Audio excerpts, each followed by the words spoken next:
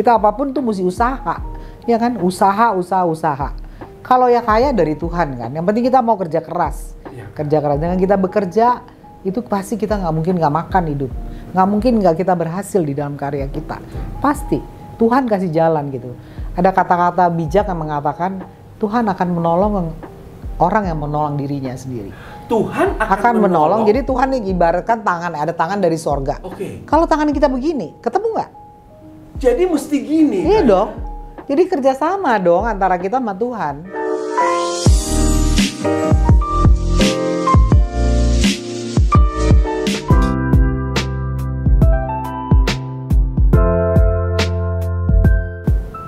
Wanita yang kuat tidak perlu mengatakan bahwa mereka mampu menanggung segala beban kehidupan.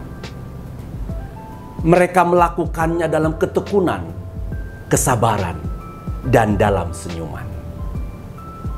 Wanita beriman justru meyakini bahwa kesulitan hidup akan membuatnya semakin kuat. Tamu saya hari ini adalah sosok yang saya sangat hormati, saya sangat kagumi, karena di dalam dirinya ada dua hal yang saya sebut, kekuatan dan iman. Mari kita sambut kakak saya, Kakak Mahda Hutagalung. Kakak, terima kasih banyak waktu kakak. Senang sekali hari ini. Saya ingin sekali menguatkan banyak wanita di luar sana bahwa wanita punya sesuatu yang dibutuhkan di dunia saat ini. Yes. Berbicara mengenai pengusaha, ada stigma di masyarakat bahwa pengusaha, mereka yang mempunyai usaha-usaha yang besar itu cenderung identik dengan para pria. Tetapi waktu memang berjalan, wanita juga menunjukkan kemampuannya. Nah, seperti Kak Mahda juga yang mengelola perhotelan, boleh cerita sedikit Kak, bagaimana asal muasal perjalanan karir Kakak menjadi pengusaha? Oke. Mungkin cerita 25 tahun lalu ya. Iya, Kak. Jadi ada satu situasi yang saya alamin yang maksudnya mungkin masih muda dan karena dulu sempat sekolah di luar, jadi ya ngurus suami, ngurus anak, kok kayaknya saya ngerasa hidupnya belum full berguna ya, nggak 100% gitu. Terus ada satu keadaan yang bikin saya sering banget mikir, aduh kok kayaknya saya kerjaannya cuma jadi ibu rumah tangga aja ya, cuman ngurusin suami, ngurusin anak gitu, masak juga nggak pintar masak. Jadi maksudnya mikir terus gitu tiap hari, kok cuman gini aja ya hidup gitu ya. Terus ada satu situasi yang akhirnya mendorong saya untuk benar-benar harus kerja pada saat itu. Karena ngelihat suami gitu, karena dia suka jual beli tanah dan selalu nanya saya, gimana menurut kamu, bagus nggak tanahnya? Ternyata mungkin pada saat itu adalah saat dimana my gut feeling tuh di testing gitu ya. Kalau saya bilang iya, terus dibeli sama dia, ternyata maksudnya 6 bulan kemudian kita jual lagi tanahnya, untungnya bisa 2 kali lipat, 3 kali lipat. Jadi karena dia pikir mungkin ke istrinya bawa hoki kali ya. Jadi selalu kalau Pak Haji itu nawarin tanah, ya selalu dia tenteng saya gitu, nanya untuk konfirmasi ini tanahnya bagus nggak. Tapi waktu itu saya belum realize bahwa sebenarnya Tuhan testing saya using the gut feeling ya. Kalau di hati itu kan lebih ke urusan Tuhan deh kan ya. Iya, betul. Nah, hampir satu keadaan yang memang saya harus bekerja sendiri. Ternyata saya udah terlatih gitu untuk kalau lihat tanah ini bagus apa enggak, ini akan untung apa enggak. Ya kalau istilah saya itu gut feelingnya jadi makin terlatih gitu ya. Karena pada saat itu tuh yang saya ingat tuh cuma anak-anak kecil, masih kecil, dan saya nggak boleh ninggalin mereka, tetap harus urus mereka. Ya kan, tapi saya harus ada satu usaha yang bikin saya tuh pada saat itu lebih ke self fulfillment kali ya. Jadi saya merasa saya udah sekolah, saya bisa ngurus rumah tangga saya, anak-anak saya, tapi masih ada yang kurang nih. Apa yang kurang gitu ya. Jadi masih mencari-cari gitu, terus juga ada keinginan untuk mandiri juga kali ya. Jadi bukan cuma minta-minta duit sama suami gitu. Kalau nggak dikasih ya diem, tapi kalau minta kayaknya ntar dulu bukan kita gitu. banget gitu. Jadi mulailah beli tanah itu. Iya, beli 30 tahun lalu kurang lebih. Karena anak-anak sekarang kan udah umur 36, 35. Jadi mereka sekarang ya sekitar 30 tahun lalu lah.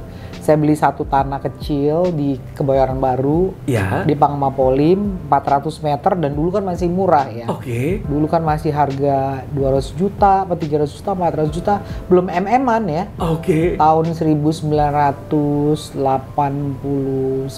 kali, 89 gitu. Nah, starting 30 tahun lalu lebih. ya, Oke. ya, lebih ya. 30 Jadi tahun belilah kurang tanah lebih. di daerah Kebayoran Baru, bikin rumah. Karena itu rumahnya rumah tua, saya hancurin. Oke. Hancurin terus bangun rumah baru. Tapi untuk bangun ini kan duit saya pas-pasan. Jadi untuk bangunnya saya harus pinjam ke bank gitu. Oh. Terus baru udah jadi, udah rumahnya bagus, saya tawarin ke orang suka. Nah, untungnya dari situ. Dengan keuntungan itu, terus dengan pinjaman bank lagi, saya bangun lagi yang lain gitu. Jadi dulu cuma satu gitu. Nggak pernah kayak kompleks real estate gede, nggak pernah. Dan prinsip saya selalu kalau bangun itu, mesti yang saya suka. Karena saya prinsipnya gini, kalau orang saya aja nggak suka, gimana orang lain suka gitu kan. Jadi selalu bangunan yang modern atau klasik, which is itu lebih gampang diterima sama market kan. Betul. Dan selalu dengan maksudnya kualitas yang bagus. Betul. Intinya pokoknya kalau saya suka itu rumah, saya mau tinggal di situ, means orang lain juga mau beli, mau tinggal di situ gitu. Betul. Jadi membuatnya bukan mau dijual seolah-olah kita pun suka pakai sendiri, buat tinggal sendiri gitu. Oh. Iya. Jadi selalu maksudnya yang kita bayangkan kitanya gitu. Betul. Kalau kita suka ya pasti orang lain suka. Orang kita nggak suka, masa kita mau ngarepin orang lain suka gitu kan? Iya. Jadi kita lebih mampu menjelaskan sesuatu yang kita yakini. Yes. Yang kita yakini, yang kita jalani, yang kita alamin. Betul, Kak. Iya. Oke, itulah awal muasal kemandirian itu. Membeli tanah, membangunnya, menjual, beli lagi tanah, dapat kepercayaan bank, mulai. Jadi boleh saya katakan properti kecil-kecilan. Di awalnya. Yes. Tetapi kakak sekarang sudah dikenal menjadi pengusaha perhotelan. Lalu kapan memulai hotel yang di Bali? W Hotel. W Hotel tuh kalau boleh dibilang mungkin sekitar 2006-2007, jadi berapa tahun lalu? 15 tahun lalu ya? 15 tahun lalu, betul. 15 tahun lalu. Ya itu sebenarnya proyek terbesar dari yang tadi yang kecil-kecil itu ya. Kecil, ntar ada bangun ruko juga, ada bangun kantor, terus sempat juga Daksa Residence Apartment. Jadi ya memang apa-apa tuh kita harus mau mulai dari yang kecil, nggak mungkin tiba-tiba gede begitu. Tapi mungkin orang lain taunya udah gede gitu, udah W Hotel ya.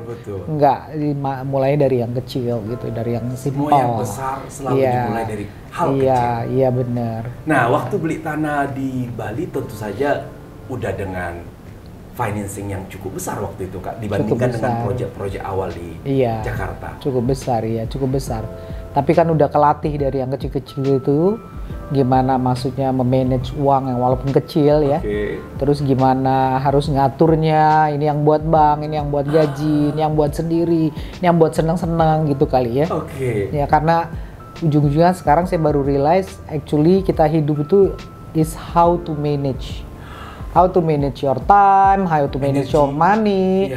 Is not the money-nya banyak atau dikit, ya kan? Banyak kalau nggak bisa di-manage dengan baik juga habis. Tapi kalau walaupun dikit, kalau kita manage dengan baik, pelan-pelan bisa jadi bukit, ya kan? How to manage your emotion, your mind, semuanya tuh is about management. Iya. Betul. Is about how to itu, manage. Kak. Hidup itu pada akhirnya adalah gimana kita ngatur. How you manage. Yes. Apalagi mengenai uang, makanya ada satu pepatah mengatakan uang sedikit cukup, uang banyak kurang. Iya. Letak masalahnya kan bukan kecil atau besar sebenarnya. Benar. How we manage small, and then how you manage when it's bigger. Jadi saya pointed banget itu poin kakak. Hidup itu pada akhirnya how you manage. How you manage your relationship with your family, kan, with your children, with your friends. It's all about manage juga kan. Karena waktunya kan sama. Betul, cuma 24 jam. Tapi kita mesti atur semuanya gimana berjalan dengan baik kan. Makanya kata kuncinya semuanya pasti bisa. Bukan nggak bisa. Pasti bisa. Kalau kita mau pasti bisa. Nah begitu sampai di proyek besar di Bali, tentu saja saya ingat-ingat waktu itu, Kak. Kan itu juga dibangun dalam proses Bali sedang menghadapi banyak hal. Iya. Termasuk dunia ngadepin waktu saat 2008 tuh Lehman Brothers ya. Oke. Yang Citibank, semua ekonomi dunia itu kolaps, hampir seperti kita COVID sekarang lah ya. Oke. Iya, iya. Jadi proyek sempat tertunda atau? Sempat berhenti konstruksinya karena kita nggak punya cukup uang. Bank juga waktu itu berhentiin kreditnya, jadi ya nggak ada duit untuk nerusin bangunannya gitu. Jadi berhenti sejenak? Sempat hampir 1 tahun, mungkin antara 9-10 bulan atau 11 bulan gitu. Oke. Iya, iya. Lalu keadaan membaik, lanjutkan kembali. Iya, iya. Dan beroperasi dengan baik, kemudian 2 tahun kemarin ada pandemi. Iya. Nah, boleh tahu Kak, di pandemi itu cerita dikit perbedaan yang Kakak alami 2 tahun tidak optimal beroperasi. Iya.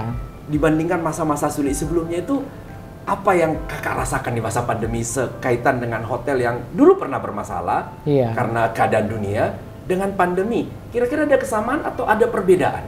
Ada kesamaannya, ada perbedaannya. Kesamaannya mungkin ya pada saat pandemi ini emang orang nggak banyak yang traveling, berarti nggak ada orang yang spend duit ya.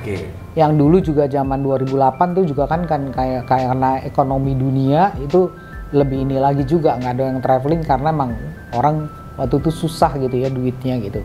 Karena dulu saya udah ngalamin buat saya ya, karena waktu bangun tuh juga saya struggle di semuanya kan, boleh dibilang belum ada pengalaman untuk bangun hotel bagus begitu, 200 sekian kamar ya kan, juga dananya juga nggak cukup gitu ya. Banyak struggle-nya deh. Tapi sekarang ini karena saya dulu udah pernah ngalamin itu, jadi struggle-nya ada, tapi karena saya udah punya boleh dibilang kekuatan ya, pengalaman kekuatan dan di dalam jasmani rohani gitu ya, di dalam juga spiritual. Jadi pengalaman itu yang selalu mengingatkan saya gitu. Kamu nggak usah takut, kamu udah nggak usah khawatir. Dulu aja kamu waktu bangun kamu perlu duit, boleh dibilang cukup besar, itu hotelnya jadi gitu kan. Apalagi sekarang yang maksudnya waktu tutup, kita sempat tutup waktu April sampai Desember kan, yang kita perluin hanyalah minus untuk bayar gaji sama maintenance.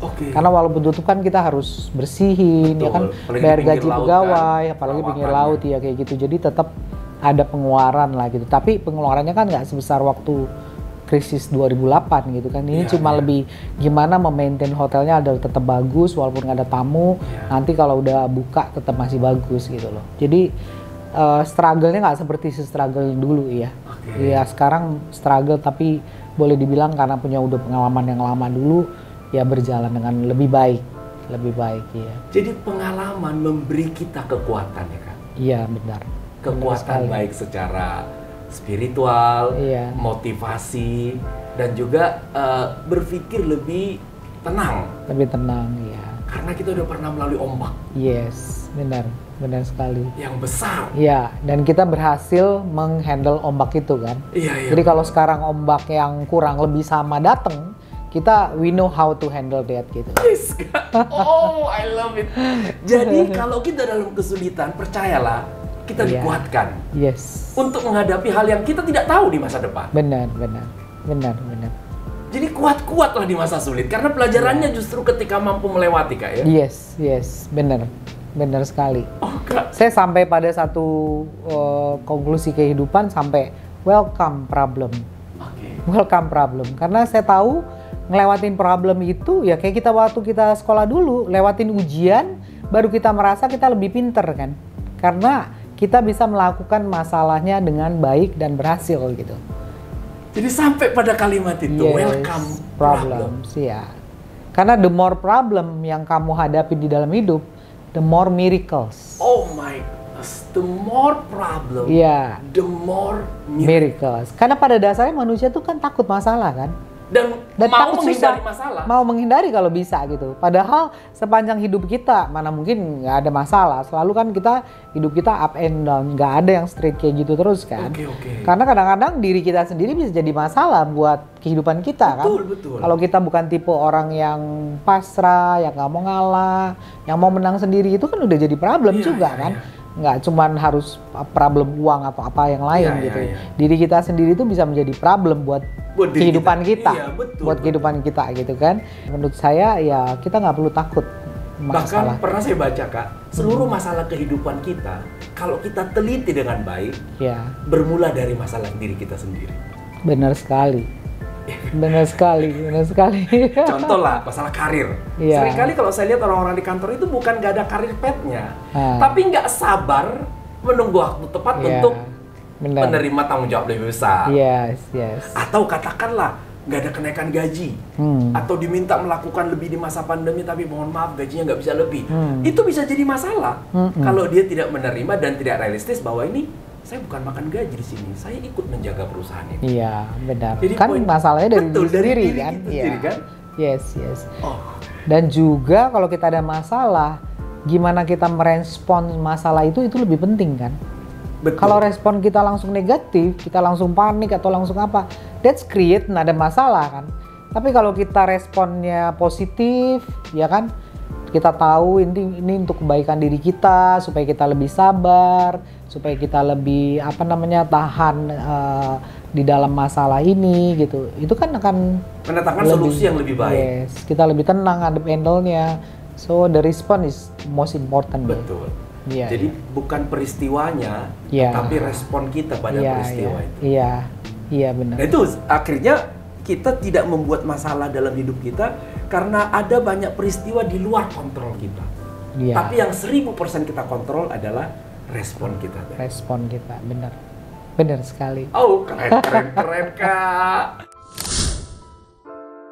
Setiap manusia diberikan kekuatan dan kemampuan untuk melangkah.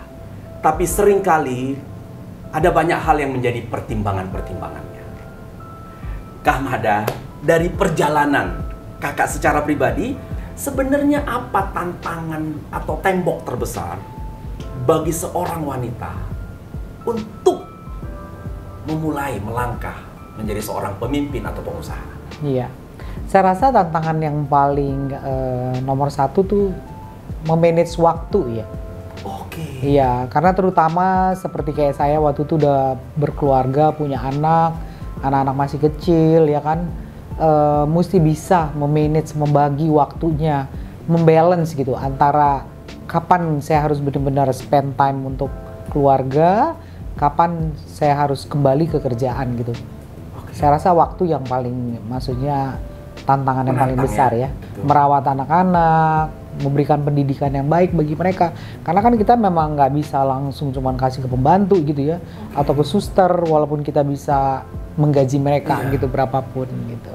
Oh jadi tantangan waktu ini karena kita tahu mendidik, membesarkan, menjaga bahkan waktu sakitnya anak-anak. Iya, Tentu ibulah yang punya peranan besar. peran dan Iya. bukan hanya tanggung jawab, bahkan kemampuan Iya. diberikan kepada Iya, ibu. iya. Dengan kita bekerja kan artinya berarti antara 10 jam sampai 15 jam ya kita kan harus membagi itu ke kerjaan kita kan. Oke. Heeh. Nah, soal mengelola waktu itu Kak Mada memulainya kan masih anak-anak masih kecil. Iya. Bagaimana waktu itu menyetelnya Kak? Iya, memang nggak gampang sih Nggak boleh gampang. dibilang. Tapi beruntungnya waktu itu papa saya udah pensiun, jadi mama saya juga walaupun papa saya udah pensiun masih muda. Jadi kadang-kadang kalau saya nggak bisa hadir di kehidupan anak-anak, ada papa mama saya yang gantiin. Atau kadang-kadang adik-adik saya punya berapa adik yang waktu itu mereka belum menikah. Jadi kalau apa-apa ya, yes, tolong apa gimana gitu. Jadi ada orang dari masuk keluarga sendiri yang bisa menggantikan saya kalau saya nggak di situ gitu. Betul. Tapi itu pun menurut saya nggak semaksimum kalau kita handle sendiri Iya, gitu iya, loh. Jadi mungkin kalau sekarang saya boleh disuruh milih Iya. kerja apa enggak pada saat anak kecil, saya milihnya mungkin nggak kerja ya. Oke. Karena waktu kan kita nggak bisa beli ya. Iya. Ibaratnya mungkin sekarang saya lebih longgar waktunya dibanding dulu waktu membangun usaha itu gitu. Tapi kalau yang sekarang juga saya katakan, oh iya saya gantikan ya, waktunya mama dulu, waktu kalian umur 5-6 tahun mama nggak gitu banyak hadir gitu. Ya kan lain gitu. Oke. Kan memori mereka lain, Iya, juga ininya lain, betul. segala macam lain. ya. Kebutuhannya juga beda. Kebutuhannya lain gitu. Jadi yang saya alamin dulu waktu saya kecil kan ibu saya nggak kerja gitu ya. Oke. Pulang sekolah, padahal saya ingat waktu itu SMA udah. Pulang sekolah yang dicari cuman mama mana Iya, iya. gitu, cuma mama mana. Begitu mama dibilang di rumah kok rasanya kayak tenang ya, tenang terus kayaknya, padahal kita nggak ngobrol sama dia, kita maksudnya nggak gimana ngeledotan sama dia, nggak juga gitu, cuman kita tanya mama mana. mama ada di rumah, ya udah. Habis itu kan saya makan siang memang sama dia, tapi habis itu kan sibuk sendiri, bikin PR lah, apa-apa. Tapi kita dengan kita tahu mama kita ada di rumah, kita tuh kayak merasa safe, gitu. Merasa tenang ya, merasa secure ya. Jadi itu yang mungkin yang saya maksudnya boleh bilang kehilangan ya, waktu yang biar gimana seorang ibu tuh nggak bisa digantikan. Betul. Ya. Kalau nggak terpaksa ya nggak usah kerja kalau boleh gitu. Iya, tapi kalau terpaksa kerja, secara ekonomi memilih harus bekerja, sadarilah. Ada hal yang harus dihadapi, yaitu pengaturan waktu. Dan kalau ada yang harus dikorbankan, ya jangan terlalu menyesal, karena itu pilihan. Benar. Seperti Kak Amanda bilang, setelah ingat-ingat ada yang dikorbankan waktu itu masa kecil. Tapi ya kita sadar, karena kita tahu juga ini kita menempuh sesuatu, untungnya ada keluarga yang menopang, taking care. Iya, benar. Nah, Kak Amanda menarik tadi kakak bilang, sekarang waktu kakak sudah lebih longgar. Iya. I think ini tidak bisa terjadi begitu saja, kecuali kakak sudah memilih orang-orang yang tepat untuk menjadi pemimpin di perusahaan kakak. Iya, benar. Benar sekali. Ya, mulai dari CEO-nya, para GM-nya, para manajer, supervisor, of course juga para pelaksana. Iya, benar. Makanya kakak bisa meninggalkan W, bisa meninggalkan Alop ini, karena apalagi ntar lagi kakak mau ke Eropa 10 hari, itu karena kakak sudah memilih orang-orang yang tepat merunning bisnis kakak ini. Yes. Nah, kasih tips kakak sebagai seorang wanita. Saya yakin wanita punya cara menginterview calon-calon pemimpin. Iya. Apa yang kakak lihat kalau akan memilih para pemimpin di perusahaan kakak? Iya, yang saya lihat sebenarnya yang simple ya. Apa itu, Kak? Contohnya, maksudnya saya selalu nanya kalau dia misalnya di kantor itu, dia seneng nggak gathering dengan timnya gitu ya? Atau sekali-sekali mungkin ngajak mereka makan, ya kan? Jadi yang saya pengen lihat leadership-nya dia. Apakah leadership dia tuh yang maksudnya kadang-kadang terlalu strict banget, atau dia yang leadership yang manusiawi. Manusiawi itu dalam arti kata dia nganggap yang lain tuh ya timnya dia gitu, part of him gitu. Ada kan leader tuh yang cuman udah kayak Hitler ya, komando. Targeting perlu, penting, karena itu penting ya. Tapi the way dia penyampaiannya ya, maksudnya as a leader dia tegas, tapi penyampaiannya tuh ada manusiawinya gitu ya, sehingga orang mengerjakan itu ya dia tahu itu kerjaan dia, tapi dia kerjakan dengan hati ya. Wow, so quality of leadership yang kakak paling utamakan, dan tes pertanyaannya simple, suka gathering, suka apa yang dilakukan dengan anak-anak. Iya. Oke. Dan itu membuat timnya merasa lebih nyaman dengan atasannya. Karena dia akan menganggap si leader ini sebagai figur either bapak atau kakak, ya kan, atau orang sebagai yang mengelit mereka gitu. Jadi bukan cuman order. Ya orang kan males jadi ke kantor kalau cuma perintah gitu ya. Oke. Quality of leadership yang kakak lihat, sedekat apa dia dengan timnya? Secair apa? Semingle apa? Keren banget. Jadi itu yang kakak tanya ya? Iya, biasanya yang hal-hal simple, nggak complicated gitu.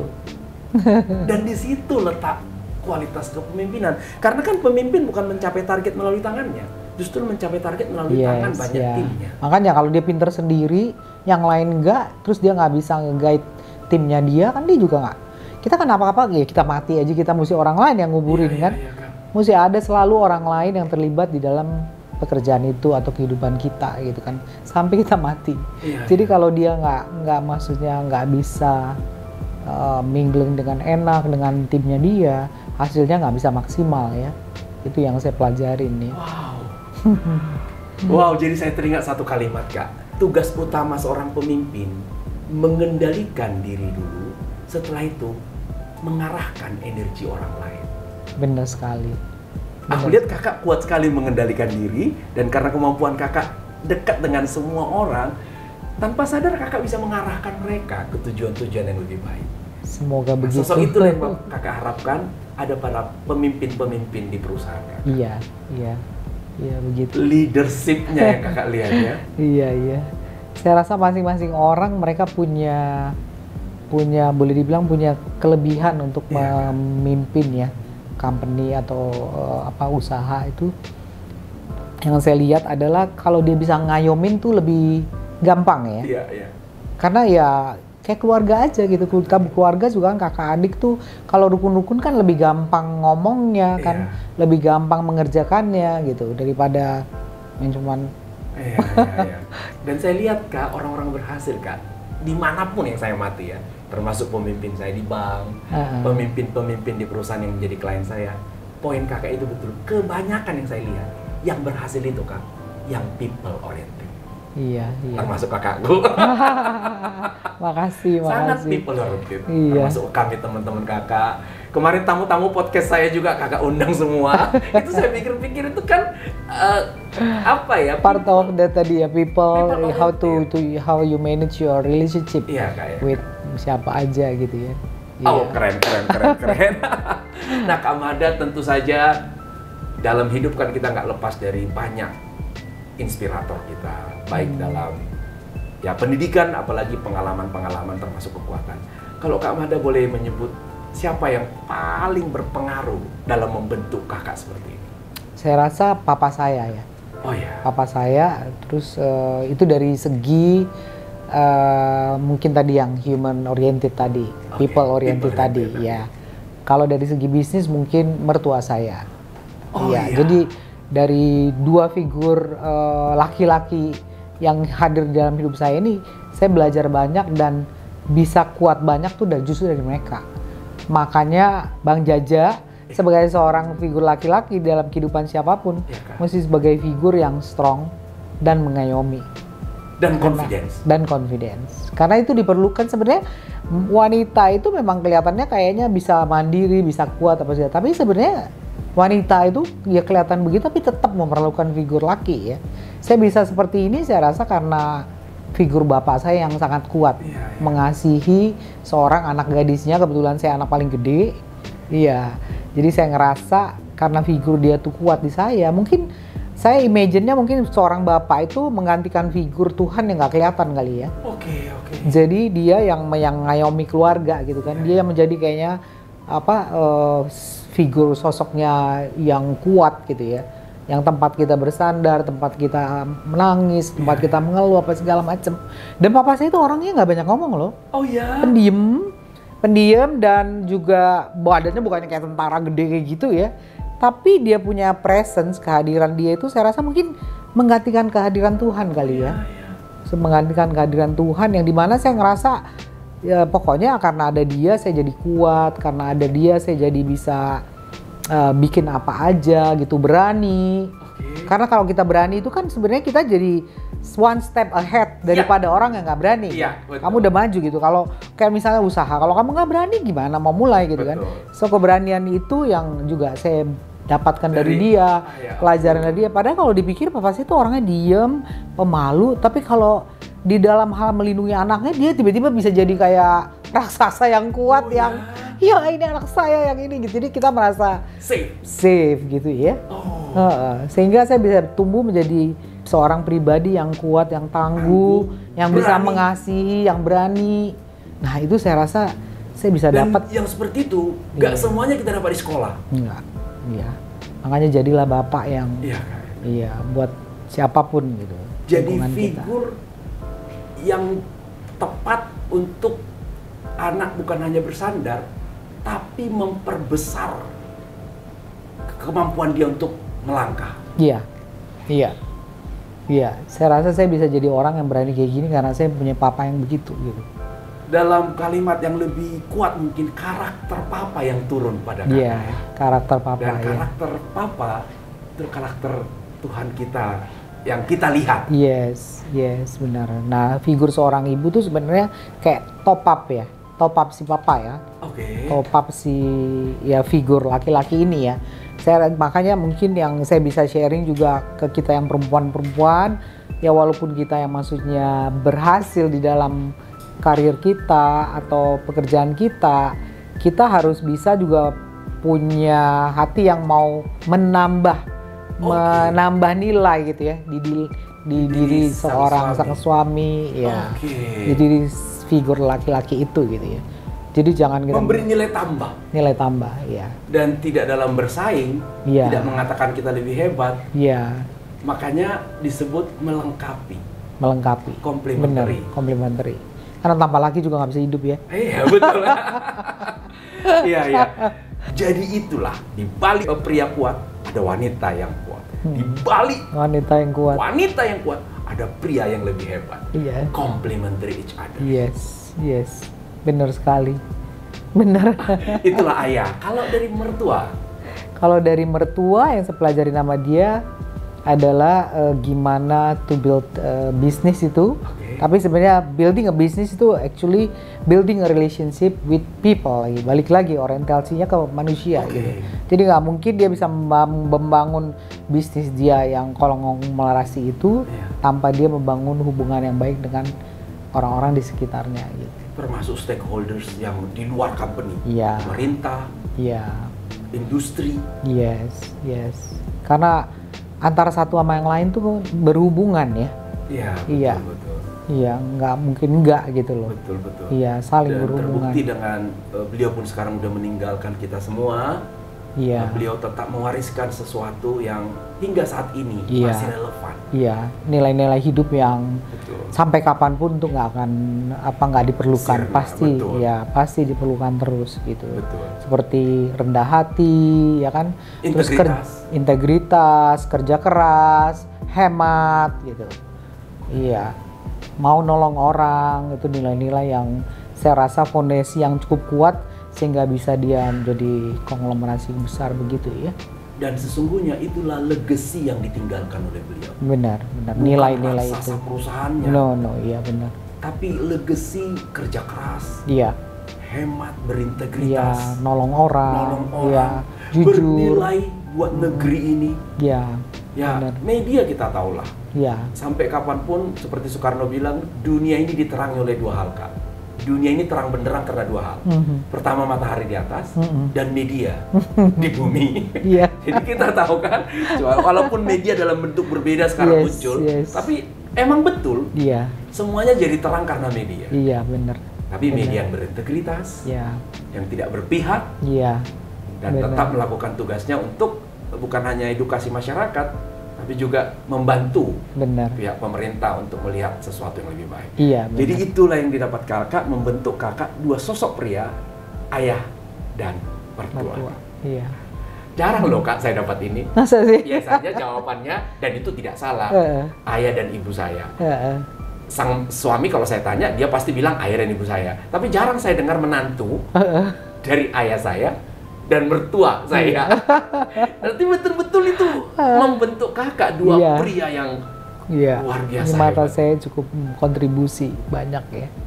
Ya of course, mama, ibu mertua juga kontribusi Iya, juga. betul. Tapi ini yang paling besar ya, yang Iya, bisa iya. membentuk sampai sekarang gitu. Nah, Kamada, banyak wanita sekarang juga di masa-masa yang tidak mudah ini tentu ingin membantu suaminya. Karena kenyataan hidup, biaya yang tidak lagi murah, tuntutan kehidupan yang hampir tidak mungkin, terutama di perkotaan ini mengandalkan satu mesin. Iya, Apa saran kakak buat wanita-wanita yang masih sekarang sebagai berumah tangga untuk mengambil peran dalam ekonomi keluarga, Iya. yang juga akhirnya ke ekonomi masyarakat, ke Iya. ekonomi negara? iya. Saran apa yang kakak bisa berikan kepada mereka? Mungkin nomor satu yang saya sarankan adalah cari pekerjaan yang kamu suka. Karena kalau kamu suka, ya let's say kamu suka masak, ya cari pekerjaan yang bisa jualan masakan yang kamu suka gitu loh. Itu lebih menggampangkan hidup kamu. Kenapa? Karena kalau kita kerja tuh pasti capek, nggak mungkin nggak ada orang kerja yang nggak capek. Kerja keras seharian, capek, tapi karena kita memperoleh kepuasan dari kerjaan yang kita suka, itu kita jadi membantu banyak ya. Karena kita merasa puas, kita merasa kita berguna, ada hasilnya. Kita capek ya, kita tinggal tidur atau istirahat sebentar. Dan besok mulai hari lagi yang sama, yang baru. Jadi nomor satu saran saya adalah cari apa yang kita suka. Oke, Kak. Dan nomor dua, start dari hal-hal yang simple gitu. Misalnya kita suka masak, ya nggak usah kita mikirin, aduh saya mesti punya restoran yang besar, modalnya berapa, gaji pegawai berapa, apa segala macam. Jadi jangan pikirkan yang kayak saya dulu start kan, saya nggak langsung pikir saya mau bangun hotel. Saya start dari satu rumah kecil ya kan, saya bangun. Jadi sesuai dengan kemampuan kita. Dan itu rumah mesti terjual dulu supaya melangkah ke rumah lain. Iya, jadi kita nggak usah greedy, nggak usah rakus ya. Start satu, karena keberhasilan yang satu akan membawa keberhasilan kedua, ketiga, keempat gitu. Jadi nggak usah langsung 10 mau semua gitu. Karena kalau kita gagal tuh kadang-kadang itu bikin kita down kan. Tapi kalau kita berhasil, oh gue bisa ya, itu menimbulkan kepercayaan diri. Dengan kita percaya diri, jadi kita, oh pengen lagi ya, ternyata enak ya, jualan yang ini laku loh 100 biji, aku mau bikin lagi 200 gitu. Oh 200 laku, aku mau bikin 500 pisang goreng. Dan starting simpel-simpel, gak usah mikir kayak, aduh gue mesti bikin nasi tumpeng atau apa, itu kan repot gitu, macamnya banyak gitu. Start mungkin jual apa? Yang gampang ya ubi goreng, pisang goreng. Tapi kalau tuh berhasil 100 bisa jadi 200, 300, jadi fokus ya. Dan kemudian ada orang melirik, kolaborasi, sinergi. Iya, jadi kalau kita udah berhasil itu biasanya duit tuh datang sendiri, tawaran tuh datang sendiri gitu loh. Tapi kita mesti benar-benar ya itu tadi, kita sukain apa yang kita kerjakan, start dari yang kecil ya kan. Langkah dari yang kecil, yang udah kerjain aja gitu kan. Nanti begitu kita ini bergulir sendiri gitu. Keberhasilan tuh bergulir sendiri gitu. Satu lagi ada never give up. Jadi misalnya kita hari ini bikin tadi kue 100, yang laku mungkin baru 50. Tapi besok tetap aja kita itu, oh besok tetap aja kita bikin 100. Ternyata laku 100. Seneng kan? Oh ternyata gue bisa ya. Kita bikin lagi 150 atau 200 gitu. Jadi never give up. Kuncinya juga itu. Jadi yang pertama cari apa yang betul-betul kita suka. Iya. Melakukan apapun kalau kita suka, nggak ada kata lelah. Yes. Yang kedua, mulai dari hal yang terkecil yang kita bisa mulai. Dan yang ketiga, dalam perjalanan November 2 ini selalu ada yang kita hadapi. Never give up. Iya. Kondisi 2008, nggak ada duit ya kan. Sekarang COVID. Iya betul. Ya kalau kita nggak give up, kita tetap balik lagi gitu kan. Wow, nah Kak berkaitan dengan itu juga sudah dapat kabar baik bahwa pemerintah sudah mengizinkan masyarakat mulailah beraktivitas di luar ruangan, tidak perlu lagi pakai masker. Dan saya melihat ini sebagai signal kita akan memasuki masa endemi. Dan tadi pagi saya dapat artikel bahwa even DPR pun sudah memberi signal mengganti kata pandemi menjadi endemi. Ya, dan puji syukur ini akan berkaitan langsung dengan bisnis, termasuk bisnis kakak perhotelan. Amin. Nah, bagaimana kakak melihat kesiapan ini kepada pengusaha-pengusaha yang ada, yang kemarin sudah mengalami banyak hal di pandemi? Apa tips kakak untuk pengusaha-pengusaha untuk memasuki endemi ini, Kak? Iya, saya rasa yang harus disiapkan justru tim kita sendiri ya. Tim dalam, karena dengan 2 tahun boleh dibilang ada slow motion, ya kan, karena market melambat. Jadi kita harus kita perlu motif dengan panggil Pak Jaja jadi motivator, ya kan, di training lagi. Yang saya lihat dari hotel sih itu ya, maksudnya mereka perlu training lagi. Karena biar gimana speed yang lambat itu menghasilkan juga kadang-kadang hasil yang nggak maksimal ya. Jadi ya tim kita mesti kita training, equip kembali, motivate. Yes, benar. Keadaan COVID itu kan membuat segala sesuatu jadi berkurang ya.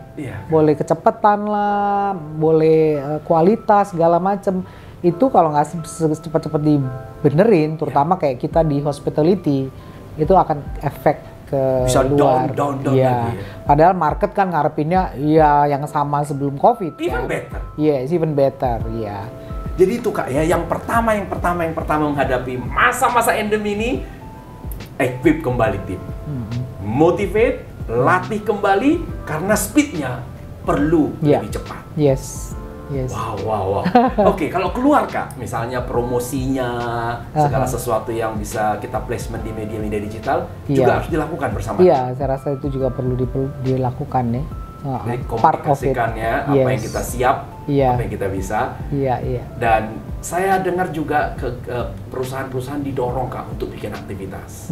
Karena dengan aktivitas ini kan masyarakat akan bertransaksi tentu aja. Iya. Jadi kami yang online dulu Kak, sudah didorong untuk mulai offline. Oke. Dengan offline kan butuh hotel, Iya. butuh ruangan, Iya. butuh catering, butuh transportasi. Ya, mungkin saran saya juga yang penting selain dua hal itu, ya hubungi semua klien-klien kita. Iya, benar. Sapa kembali Iya. dengan energi yang lebih baru Yes. dan gali kebutuhan mereka. Iya. Apa yang kita bisa support. Iya, benar. Jadi Benar. energi di dalam dibentuk, komunikasi di media digital, Yes. klien disapa semua. Yes. Mungkin itu Kak ya. Iya. Benar Untuk- sekali. Kita datang ke era 6 bulan menuju endemi 2022 kan masih ada 6 bulan, Iya. satu semester ini Kak. Benar. Dan kita bisa mengejar ketinggalan kita di semester kedua ini Iya. dengan semangat pemerintah akan mengarahkan kita ke ini. Iya. Benar. Luar biasa Kak Mada. Kak Mada, saya sudah dapat banyak atas soul-nya Kakak dan bagaimana Kakak melalui masa-masa yang tidak mudah hingga sekarang. Kalimat yang tadi aku suka, sekarang saya sudah lebih longgar. Itu sebenarnya kata-kata yang dirindukan banyak orang. Karena banyak orang punya usaha tapi nggak bisa meninggalkan Kak. Kalau Kakak, aku lihat sangat. Ada teman, ada cara di luar, mari kita jalan. Ada yang mau dilihat luar negeri, jalan. Kakak sangat mudah melangkah. Karena Kakak memilih pemimpin yang tepat. Yes. So great leaders prepare the future leaders. Yes. Kakak sudah luar biasa melakukannya. Udah pulang kan dari Bali? Iya. Bagaimana bagi kemarin. Kakak? Ramai sekali ya. Ramai. Seminyak terutama ya. Seminyak Seminyak. tuh ya udah mulai ramai. Sudah melihat banyak, kalau di hotel saya sendiri, Iya. banyak bule-bule dari Amerika, dari Australia. Terus kita kemarin Sunday brunch. Oke. Biasanya lebih banyak orang Indonesia. Ini 90% kayaknya orang asing. Oh, oke. Indonesianya mungkin 10%. Oh. Jadi ya. Tamu luar sudah datang ya Kak ya? Tamu luar udah datang ya. Jadi menurut saya marketnya udah sangat open ya. Tinggal kita approaching-nya. Puji syukur Kak. Yes. Itulah yang kita rindukan. Tapi poin Kakak tadi, tim kita harus lebih siap. Yes, ya. Harus Iya. lebih kuat, lebih smile, lebih Iya. energik. Bener. Karena ekspektasinya orang datang udah beda. Yes, Oh, jadi bener. udah rame Kak ya? Udah, puji Tuhan. Oh, dan semoga itu Juni, Agustus kan ada Makin masa terus liburan juga rame. sekolah. Iya. Kemudian festive season Natal. Yes. Tahun baru. Happy New Year. Happy New Year. 2023. Oh, jadi 2022 ini luar biasa Kak ya? Cepat sekali ya kerasanya ya. Waktu cepat berlalu bagi mereka yang bersuka cita. Amin. Tapi waktu lambat berlalu bagi mereka yang bermuram durja. Iya, yang bermalas-malas yang nggak mau kerja. Bermalas-malasan, betul. Habis kita punya satu hidup, ya kan? Betul, kan? We have to do our best. Kalau nggak the best, untuk apa hidup? Ya kan? Betul. Best out of diri kita gitu loh. The best Iya, version of yes, diri kita. Diri Kita kita. kiri kanan boleh lihat kiri kanan, compare kiri kanan, tapi jangan itu jadikan pemacu supaya kita terus tiap hari lebih baik lagi ya. Jadi Mengupgrade diri. yes. Satu hidup, bro. dan tidak ada siaran Harus the ulang. best. Iya, nggak ada siaran ulang. Nggak ada siaran tunda. Iya, jadi apapun itu out of diri kita mesti yang the best. Yes. And when you do that, out of diri kamu tuh yang the best, kamu akan juga dapat yang best. Yes. Nggak mungkin enggak. Itu udah pasti. Jadi Itu boleh saya kata, Nah. jika Anda belum menerima yang terbaik, coba bercermin. ya, Jangan-jangan kita belum memberi yang terbaik dari hidup kita. dari hidup kita. Yes, iya. Karena manusia itu pada dasarnya apa? Males kan? Kalau bisa kaya, nggak usah kerja, ya nggak? Itu Kalau impian. bisa kurus, tapi makan banyak. Betul. Nggak mau put any Awet muda effort. nggak usah effort Awet apa. muda nggak usah effort. Mana ada di dunia begitu? Kita apapun tuh mesti usaha, ya kan? Usaha. Kalau ya kaya dari Tuhan kan. Yang penting kita mau kerja keras. Iya. Kerja keras. Dengan kita bekerja, itu pasti kita nggak mungkin nggak makan hidup. Nggak mungkin nggak kita berhasil di dalam karya kita. Pasti. Tuhan kasih jalan gitu. Ada kata-kata bijak yang mengatakan Tuhan akan menolong orang yang menolong dirinya sendiri. Tuhan Akan menolong. Jadi Tuhan yang ibaratkan tangan, ada tangan dari sorga. Oke. Kalau tangan kita begini, ketemu nggak? Jadi mesti gini. Iya kan? dong. Jadi kerjasama dong antara kita sama Tuhan. Oh. Gimana Tuhan mau nolong kita kalau kita sendiri nggak mau nolong diri kita? Kita mesti nolong diri kita dulu. Dan baru Tuhan bekerja bersama-sama. Karena memang ada situasi yang kita nggak mampu hadapin ya. Kayak 2008 yang keadaan situasi ekonomi yang begitu susah. Iya. Yang sekarang COVID yang pandemi ya kan. Itu adalah sesuatu yang di luar kemampuan kita kan. Di luar kendali kita. Di luar kendali kita. Nah kalau kita dalam situasi itu gitu cuma malas-malas terima nasib itu, gimana Tuhan mau nolong kita kan? Tapi kenyataannya kan dengan kita tetap bekerja, walaupun speednya berkurang, tetap masih ketemu orang, hadir, apapun yang kita bisa lakukan yang terbaik dari diri kita sesuai dengan masa pandemi itu. Ternyata kita bisa sekarang berada di sini sampai dengan senyuman yang baik, ya kan? Gitu. Karena kita menolong diri kita. Karena kita menolong diri kita. Situasinya kayak gimana pun kita harus menolong diri kita dulu. Baru Tuhan menolong kita.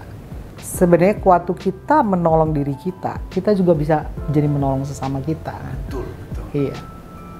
Ketika kamu berbuat baik kepada orang lain, itu adalah kamu berbuat baik kepada diri kamu sendiri kan. Jadi memang kita sangat berkaitan satu sama lain. Kita nggak bisa bilang nggak peduli ya, dia nggak bisa. Kita harus tetap ya, semuanya itu saling berkaitan satu sama lain. Makanya ada kata-kata kasihilah orang lain seperti engkau mengasihi dirimu sendiri. Karena pada dasarnya orang lain itu kan diri kita juga. Iya, betul. Iya. Dan nggak mungkin kau mengasihi orang lain kalau kamu nggak sendiri mengasihi dirimu. Iya. Mengupayakan sesuatu. Gimana kamu mengasihi orang lain kalau kamu nggak mengasihi diri kamu? Gimana kamu mau bantu orang lain kamu nggak bantu diri kamu kan? Betul sekali. Betul. Jadi alam semesta ini diciptakan untuk saling berkaitan. Sangat berkaitan satu sama lain. Makanya kita dihadirkan di masyarakat. Iya. Jadi kita hadir untuk memberi warna di dunia. Yes, benar sekali. Thank you Kak Mada ya. Iya, terima kasih. Sukses buat Kak Mada. Terima kasih. Teman-teman, saya sudah banyak mendapat dari Kak Mada dan tentu saya akan share semua ke Anda. Saya juga mohon peran Anda, bantuan Anda untuk share ke orang lain dan kemudian subscribe dan tentu saja kasih komentar. Dan siapa tahu ada tamu-tamu yang Anda ingin kami hadirkan, silakan masuk di kolom komentar. Remaja Tampu Bolon, titik balik. Sampai jumpa. Terima kasih. Yeay.